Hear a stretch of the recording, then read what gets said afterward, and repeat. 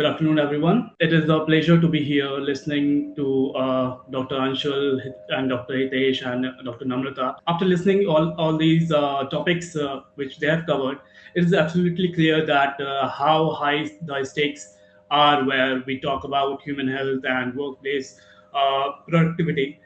But to protect that well-being efficiently, we have to look closely at what is happening right at the baseline. As a part of today's mainstream uh, session on engineering clean air for spaces, my talk is going to focus on a big critical blind spot.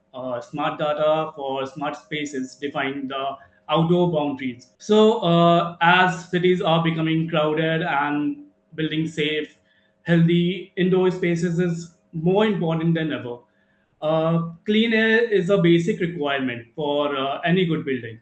But if we want real indoor air quality, we have to look closely at the data link that connects our buildings to the changing weather and the pollution right outside our walls. To understand why this outdoor boundary is so important, let's look at how the building actually breathes. To engineer clean air, we must first realize that our indoor rooms are not closed boxes. Every building breathes. HVAC system constantly pull outside air in directly from the immediate surroundings, whether that is traffic smoke or construction dust or any nearby industrial gases. Yet, standard building management usually treats indoor air and outdoor air as completely separate things. This wrong assumption causes massive energy waste driven up running costs and creates legal risk. Outside pollution directly decides how hard air purifiers have to work and how fast filter gets choked. We cannot stick to old static ways. Our building must respond to outdoor changes in real time. Now, the industry has tried to solve this by putting sensors, low cost sensors, and government sensors everywhere. But this has led us straight into a hidden technical trap.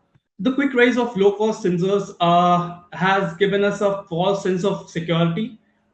These devices are deployed under factory set calibration protocol that treats highly dynamic environmental monitoring as a simple plug and play exercise. The physics of drift tell us that sensor degradation is thermodynamically inevitable under ambient exposure.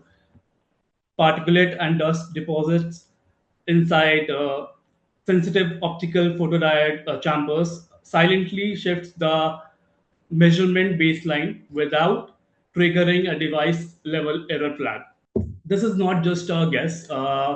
Major research studies by C-STEP and IIT Kanpur have documented this clearly.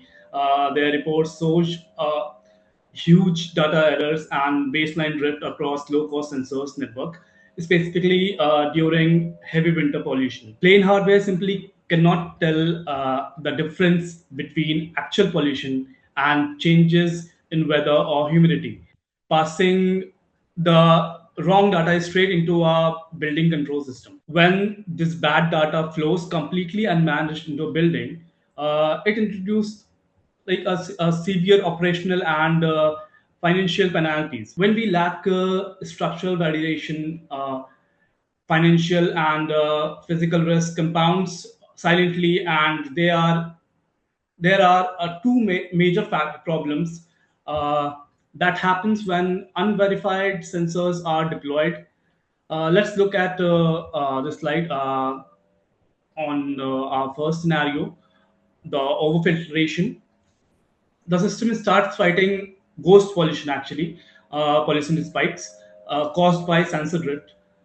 These leads to a massive jump in power bills and forces you to replace expensive filters way too early, all because of the data gap. The second scenario is underfiltration. The system completely misses heavy pollution coming inside. This directly harms occupant health, causes sick building syndrome, and creates legal liability under workspace safety law. The main lesson is this: the risk doesn't come from having no data; it comes from having actually uh, and unverified data which we are acting on. To eliminate this risk, we have to fundamentally alter our relationship with environmental data. Uh, this brings us to a major change in approach. Traditionally, air quality monitoring sensors just uses basic software dashboards that are completely disconnected from the data verification. They treat environment data as transient secondary observations. To achieve true data fidelity, we must move towards an enterprise grade data infrastructure. This means treating air quality telemetry as a continuous permanent asset. By using a system that works across all sensor brands, we can turn scattered numbers into a legally safe system of record for long term building performance. Let us move past theories and look at the raw forensic field data that we have gathered on how these exact hardware failures occur. Let's look at the raw data from a multi-node audit along the Lodi Road corridor. Lodi Road corridor. Under extreme atmospheric inversion events, unmanaged hardware encounters total operational breakdown. As highlighted in orange lines, the proxy sensor hits a hard structural saturation limit, flatlining horizontally at exactly 1985 microgram per meter cube for up to it is up to 51 consecutive hours, while true atmospheric fluctuation continues underneath. At the same time, the microclimate moisture and stress forces hard communication blackout, throwing error codes of minus 999 microgram per meter cube that persist for days. Relying on this raw data introduce massive missing data blocks, destroying the continuous data integration integrity required for compliance audit. Now, a basic script could wipe out those explicit uh, error codes that we saw in the previous slide. But our second field deployment exposes a far more deceptive, as we can see in our C-report corridor study on this slide. The low-cost sensor looks like it is working perfectly. It catches the daily morning and evening wave patterns of the official CECAM reference monitor quite accurately. However, look at the amplitude. The proxy uh, systematically underreports the true magnitude of pollution surge, heavily compressing a dangerous peak from 287.7 microgram per meter cube down to just 77.6 microgram per meter cube. These variance is driven by physical deployment realities. Significantly, the microclimate canopy effect, sensor hidden under building overhangs or awnings, track citywide trends, but completely miss the direct pollution settlings on the building. Now, because the curve looks normal, the standard cleaning tool will not flag it. And if this data is fed into automated HVAC intake loop, the system assumes the air is safe, leaving filtration idle during and active toxic ingress. We cannot rely on manual site inspection for hundreds of building nodes, nor can we use blind static multipliers that destroys our clean baseline data. Here is exactly how we engineered a solution to this crisis. Identifying these systemic saturation was and canopy suppression profile brings us to and engineering crossroads. We cannot rely on manual physical site inspection for hundreds of indoor and outdoor building nodes, nor can we use the static correction multipliers that distort clean baseline window. To resolve this, we engineered SAQAP, the Strategic Air Quality Informatic Platform, as mapped out by the concentric architecture on the left. You can see the SQB functions as a three-layer backend calibration fabric. First, the synchronization engine handles universal sensor agnostic ingestion to normalize fragmented hardware silos.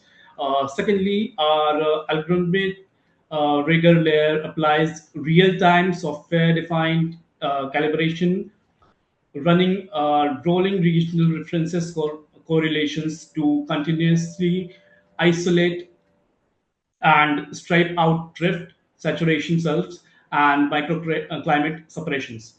Third, it outputs constructed high fidelity signal optimized directly to the directly for automated mechanical response.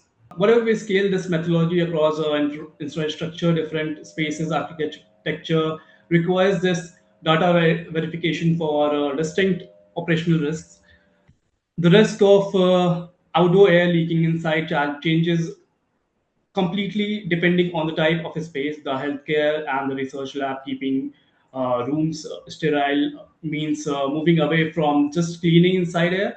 We must use predictive models to analyze outside air and stop pollution before it comes enters to our care zones.